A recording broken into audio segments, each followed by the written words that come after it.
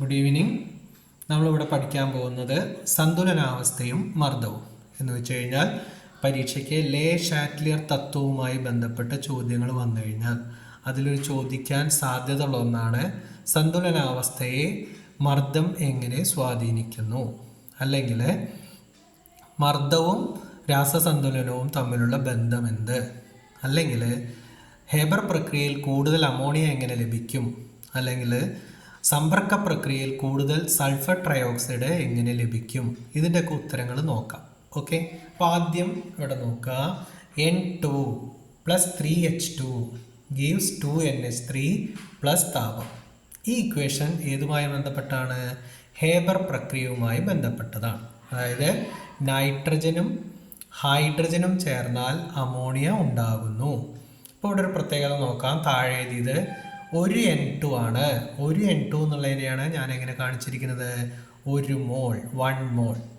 3 H2 ആണ്. ഈ 3 3 മോൾ. അപ്പോൾ അഭികാരകങ്ങളാണ് നൈട്രജനും ഹൈഡ്രജനും. അഭികാരങ്ങളുടെ എണ്ണം നോക്കാം. 1 മോൾ നൈട്രജനും 3 മോൾ ഹൈഡ്രജനും.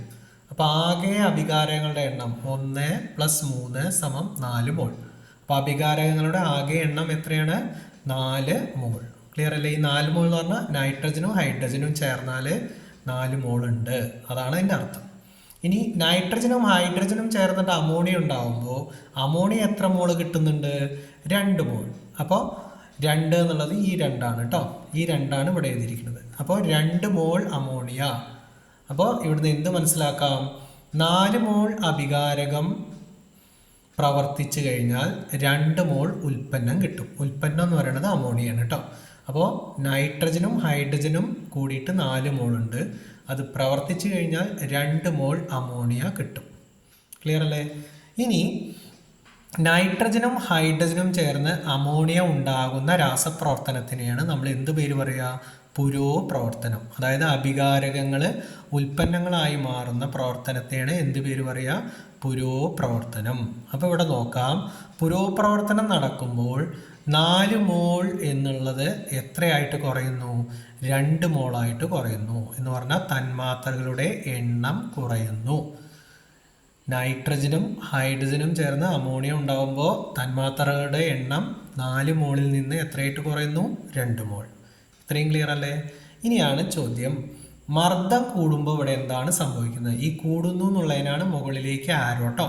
അപ്പം മർദ്ദം കൂടുമ്പോൾ പുരോപ്രവർത്തന വേഗം കൂടുന്നു. പുരോപ്രവർത്തന വേഗം കൂടുക എന്ന് പറഞ്ഞാൽ കൂടുതൽ നൈട്രജനും ഹൈഡ്രജനും എന്തായിട്ട് മാറും?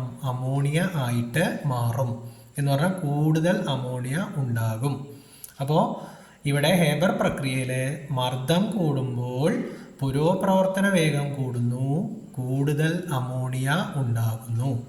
അപ്പോൾ എന്തുകൊണ്ടാണ് അമോണിയ കൂടുതൽ ഉണ്ടായതെന്ന് വെച്ച് കഴിഞ്ഞാൽ എന്താണ്? പുരോപ്രവർത്തനം നടക്കുമ്പോൾ 4 മോൾ തന്മാത്രകൾ എത്രയായിട്ട് കുറയുന്നു? 2 മോൾ.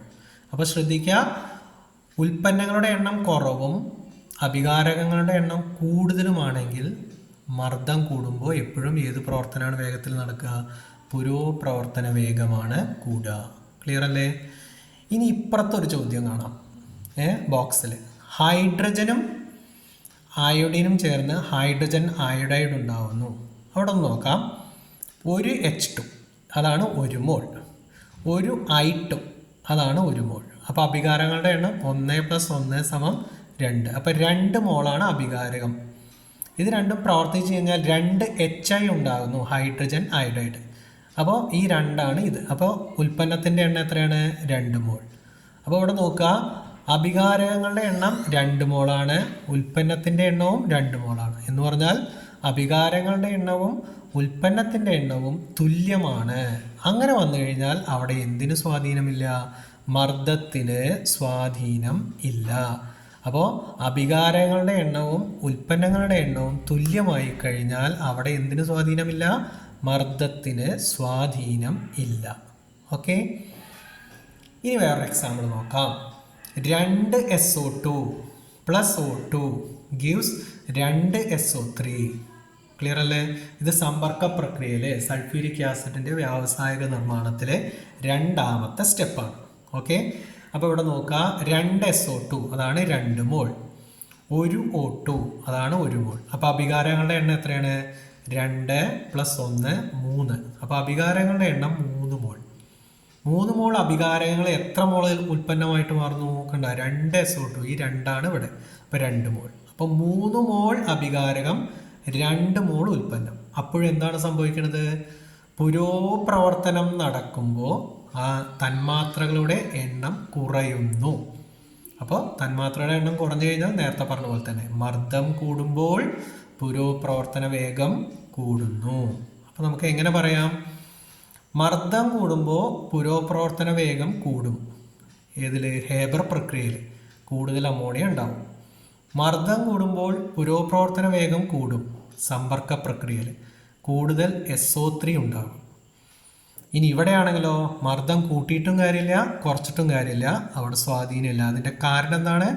അഭികാരങ്ങളുടെ എണ്ണവും ഉൽപ്പന്നങ്ങളുടെ എണ്ണവും തുല്യമാണ്.